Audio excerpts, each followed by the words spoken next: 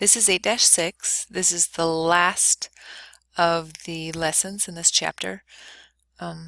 It's also a lesson that some people have trouble with, but I don't think it's because it's hard. I think it's because it's the last lesson in the chapter and people like to not get around to the last lesson in the chapter when they're behind.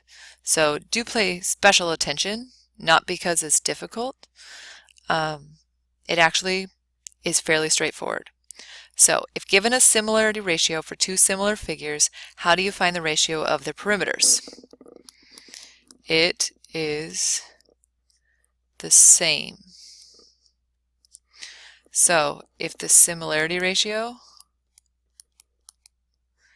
is, say, 2 to 3, then the ratio of perimeters would also be 2 to 3. They're exactly the same. Nothing changes because those are plane units. If you have a similarity ratio of two similar figures, what about the ratio of their areas? The ratio of their areas is found by squaring both numbers.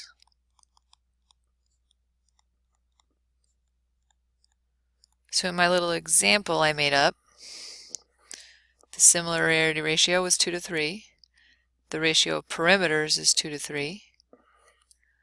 But the ratio of areas would be 4. I really shouldn't use a colon since that's used in the ratio itself, to 9.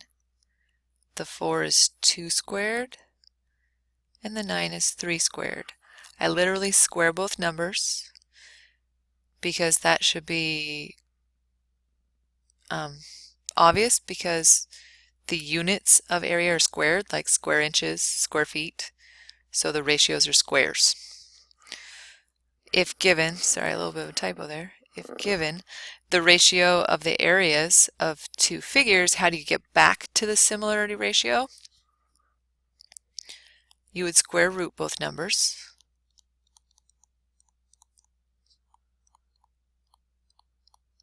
So I'm going to start a new example here. If the ratio of areas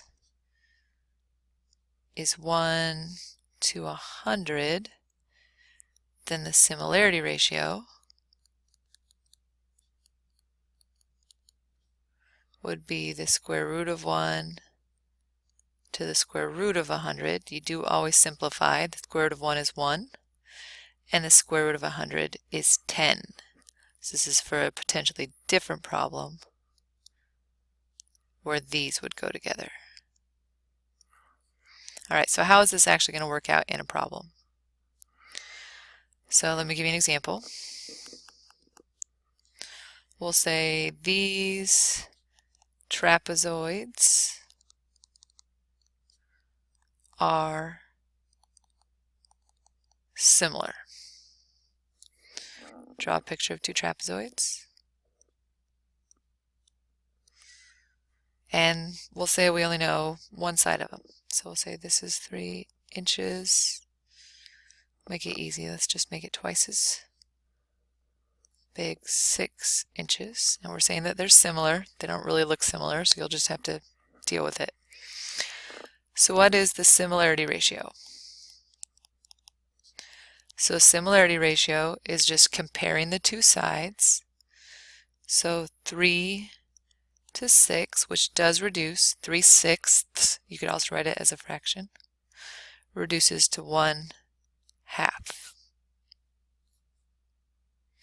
So what is the ratio of perimeters?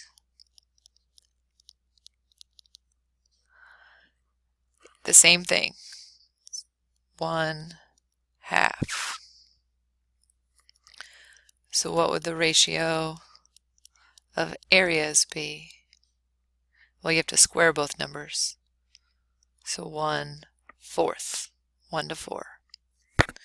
Okay, so once we have those, we're going to answer a couple questions. A, the perimeter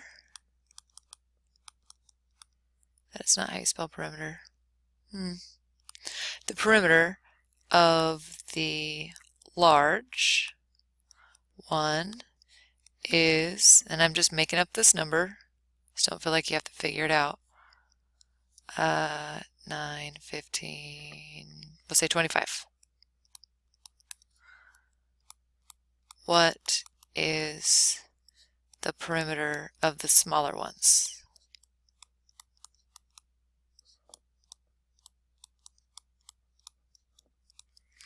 We're going to set up proportions to do this. What's important is they said perimeter. They said the large one is 25. So here's my perimeter, 1 to 2. 2 is the large number. I'm putting the large numbers on the bottom, so there's my x. And I could say 25 inches, and then this becomes inches. Remember that the actual ratio of perimeters is unitless, so it doesn't matter what it was originally measured in. I find my means. 1 times 25 is 25. 2 times x is 2x. Divide both sides by 2.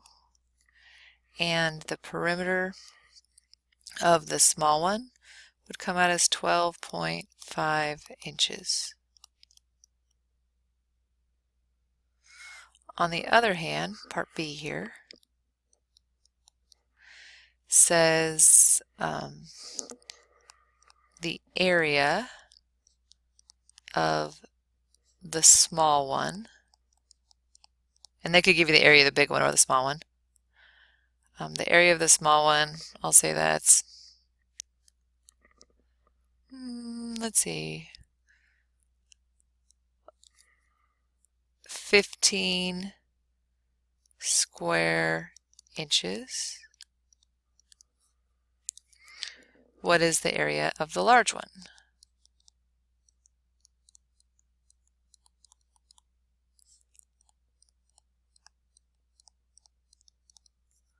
So in this case, what's the key? We're talking about area. They say that the small is 15. So here's my ratio of areas. When I set up my problem, that's 1 out of 4. The small numbers I placed on top. So 15 square inches. So that I'm trying to find the large one. Do my means. 1x equals 60. That's fairly